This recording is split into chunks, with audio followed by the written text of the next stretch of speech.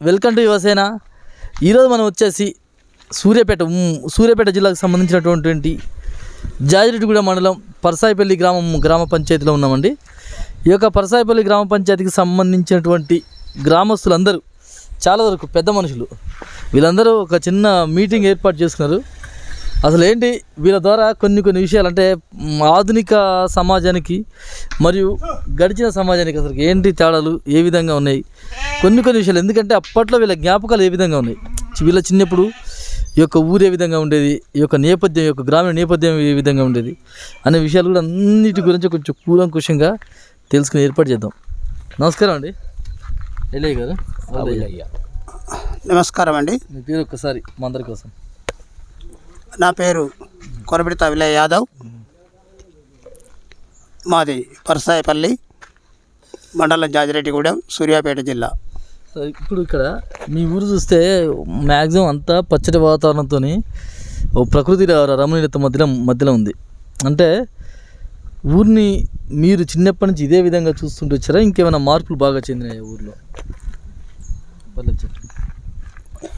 గతంలో అంటే ఇట్లా ఉండేదేం కాదు. కొద్దిపాటి వ్యవసాయాలతో చిన్న కుటుంబాలు ఉండేవి. ఊరుకు సరిగా రోడ్ లేక, కరెంట్ లేక, ఊర్లో పూరు గుడిసెలు ఉండేవి. ఇంకా మీరు ఊర్లోకి వెళ్ళలేదు, అన్ని పూరు గుడిసెలు, పెంకుటిల్లు అలాంటి ఇండ్లు ఉండేవి. అవి కాలక్రమేణా ఈ మధ్యన డెవలప్ అయ్యి ఆ గుడిసెలు పోయి ఇందిరమెండ్లు, రోడ్లు, కరెంటు కూడా ఈ మధ్య కాలంలోనే అభివృద్ధి చేయడం జరిగింది. సో మీరు అంటే మీకు ఊహ తెలిసినప్పటి నుంచి ఎప్పటి నుంచి ఇక్కడ యొక్క గ్రామంలో నివాసం ఉంటున్నారండి? అంటే ఈ గ్రామంలో నాకు ఇప్పుడు 56 సంవత్సరాలు ఉంటాయండి. మా బై బర్త్ ఇక్కడ నివసిస్తున్నాం. సో వ్యవసాయకంగా మీకు ఎన్ని ఎకరాల పొలం ఉంటుందండి? నాకు 5 ఎకరాలు ఉంది సార్ పొలం. మీరే చేస్తుంటారా? మేమే చేస్తాము. నేనే స్వతహాగా వ్యవసాయం పొలం నాటు పెట్టుకుంటాను. తాత నమస్తే, మీ పేరు? నా పేరు జెట్టి కరుణాకర్ అండి. గ్రామం పరసాయిపల్లి. మేము by birth Parasaipalli village. By birth Parasaipalli. మీకు అప్పుడప్పుడు అనిపించదా మీకు ఇంతటి చల్లటి వాతావరణం యొక్క మరిచెట్టు కింద కూర్చొని ఇట్లా అందరితో మంచి ముచ్చట్లు పెడుతుంటే ఇక మీకు ఎలాంటి ఫీలింగ్ వస్తుందండి? చాలా ఆహ్లాదకరంగా ఉంటుంది. ఈ దేవాలయం పైన ఇంకోటి, ఆ గుట్ట మీద శివాలయం ఒకటి, ఇటు 4 పక్కల 4 చెరువులు ఉంటాయి. ఊళ్ళో పోయే రోడ్డు, వచ్చేరు పోయేవాళ్ళు చాలా మంచిగా అనిపిస్తుంది. ఏమన్నా అదిలోకి ఏమైనా అత్యవసరం ఎమర్జెన్సీ అనిపిస్తే ఇట్లా ఎమర్జెన్సీ అనిపిస్తే మాకు మండలం అరవపల్లి మండలం ఉంటుంది. దరిదాపు అక్కడ అన్ని వస్తువులు దొరుకుతాయి. ఇంతకుముందు సూర్యాపేటకి వెళ్ళేవాళ్ళం.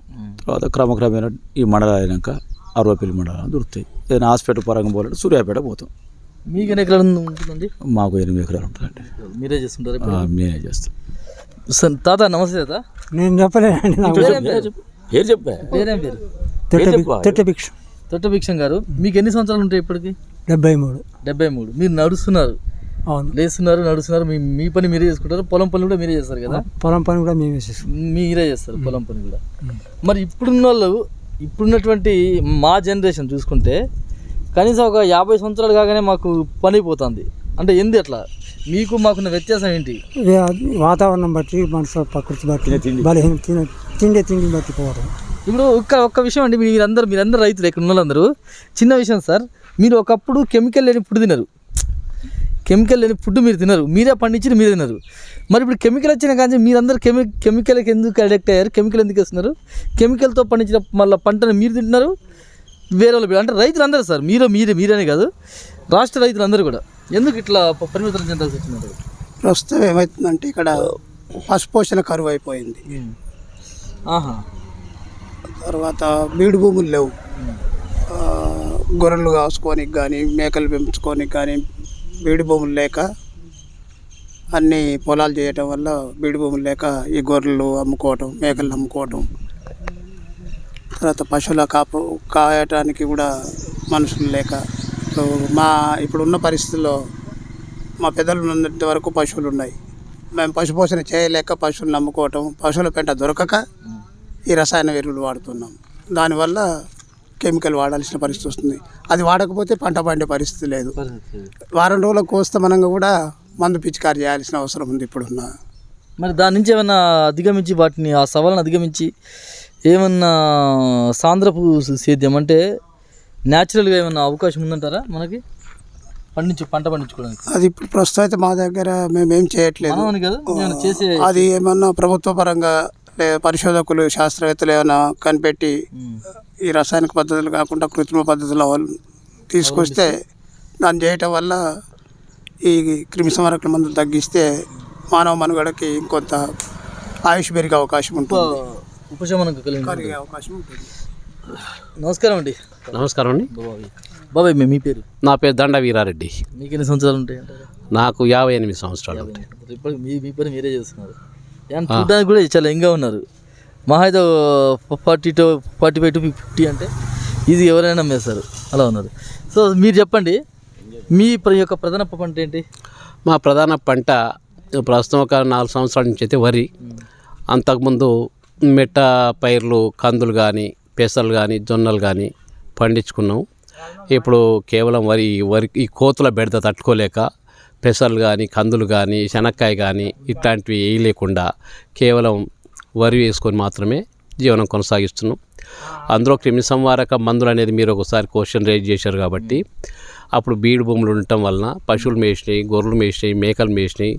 మాకు గతంలో 70-80 గొర్రెలు ఉండే. మా నాన్నలు ముగ్గురు, ఒకరు వ్యవసాయం చూసుకునేది, ఒకరు పశువులు కాసేది, ఒకరు గొర్రెలు కాసేది. తద్వారా మనం సేంద్రియ పద్ధతి ద్వారా పండించిన పంటను తిని పెద్ద మనుషులు 85-90 సంవత్సరాల వరకు బతకగలిగినారు.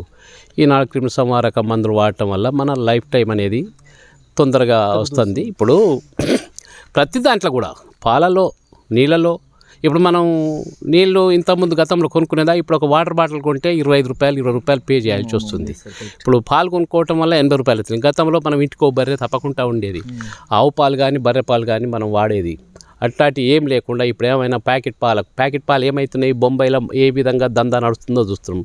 అదే దందాను మన హైదరాబాద్లో కూడా, అంటే ఒక బాంబేగానే కాదు ప్రతి చోట కూడా పాలు కూడా అదే విధంగా వస్తున్నాయి. ఏ కల్తీ తప్ప కల్తీ ప్రతిది కూడా. రైస్ కూడా ఇప్పుడేంటి ప్లాస్టిక్ రైస్ అని చెప్పంటారు. ప్రతిది కూడా కెమికల్, ప్రతిది కూడా కల్తీ. కాబట్టి ఏంటంటే సరే గతంలో పెద్ద మనుషులు 80-90 ఏళ్ళు జీవిస్తే మనం 60 ఏళ్ళు లైఫ్ టైం, అదే యావరేజ్ 56 సంవత్సరాలు 60 సంవత్సరాలు ఉంటుంది. అంతవరకే 56 సంవత్సరాలు ఉండే. ఇవాళ రేపు చావుకు లేత ముదురు లేదు. వచ్చే జబ్బులు కూడా ఎవరికి క్యాన్సర్ వస్తుందో, ఎవరికి షుగర్ వస్తుందో, ఎవరికి బీపీ వస్తుందో, గతంలో ఏమనుకునేదానంటే ఏమైనా బాగా నెయ్యి పప్పు వాడి ఫ్యాన్ల కింద పడుకునే వాళ్ళకి మాత్రమే బీపీలు, షుగర్లు వస్తాయనేది. ఇప్పుడు దాంతో నిమిత్తం లేకుండా, వయసుతో నిమిత్తం లేకుండా, చిన్న పెద్ద అనే తారతమ్యం లేకుండా అందరికి కూడా అనుకోని జబ్బులు వాటిల్తూ ఉన్నాయి. తద్వారా ఎవరెప్పుడు పోతున్నాయి. ఇప్పుడు గతంలో నెల రోజుల నుంచి చూసుకుంటే మా ఊళ్ళో 6-7 చనిపోయిందండి. అంటే ఈవెన్ ఇక్కడనే కాదు ప్రతి ఊళ్ళో కూడా సిచ్యువేషన్. అవును, రకరకాల రోగాలతో, రకరకాల ఇబ్బందులతో చనిపోతారు. So thank you sir, thank you so much మీ అందరికీ. Okay video.